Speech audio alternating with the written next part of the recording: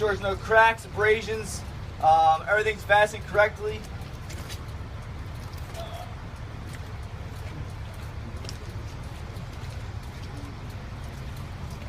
Your windshield washer fluids are over here. Your alternator, you want to make sure it has all of its nuts and bolts properly fastened. You want to check your belts. Make sure there's no more than 1 inch, 3/4 to 1 inch of play. That there's no abrasions, no cracks.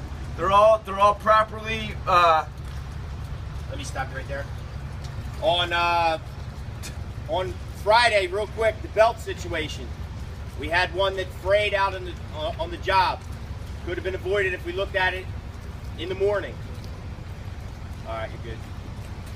All right, you want to work your way down the driver's side. Anybody else that needs to sign this? Yeah, I do.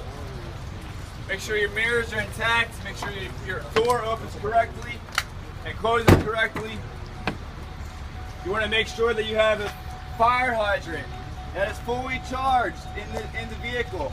You also want to make sure you have triangles and flares in case of an emergency. Alright, you want to check the gas tank, make sure it's not leaking, make sure it's fastened correctly, make sure your cap is tight. You want to check the things that are on the truck, make sure everything's nice and secure. Boxes are locked, fastened. Everything's nice and secure. You also want to check at the back tires. Make sure there's no abrasions. Now, I already sent a text this morning about this tire. It's like bubbling out. The tread is kind of messed up, and it's basically worn on the outside. So we have to probably replace this tire and then check the back one. Make sure it's not a serious issue. Check the lug nuts. Make sure they're all fucking tight. You want to also make sure that your the tire valve is fastened correctly, and it's also metal. And I would check it with an air pressure gauge. All right. You want to work your way to the back. Make sure everything's hooked up correctly. You got your brakes. Make sure your brakes are not through the trailer right here, because if an accident happens, it's going to fray. It's going to break here instead of take the brake off. So if you have a little extra, like I've been wrapping it around here, and then sometimes I'll go through it and back to it, which is actually how I should have it.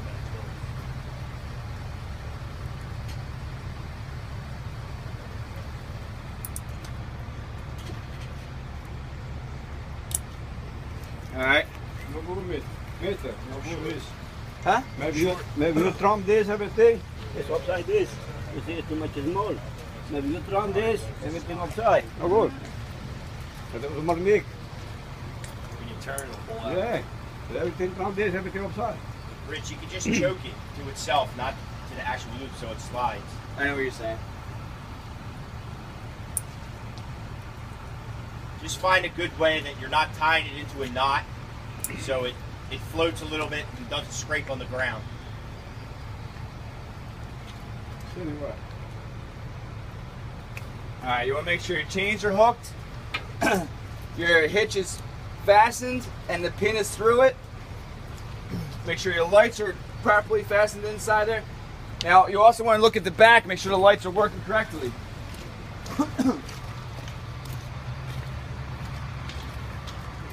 Which means you're probably going to need one of your guys on your crew to step on the brakes for you and make sure all the lights are working properly.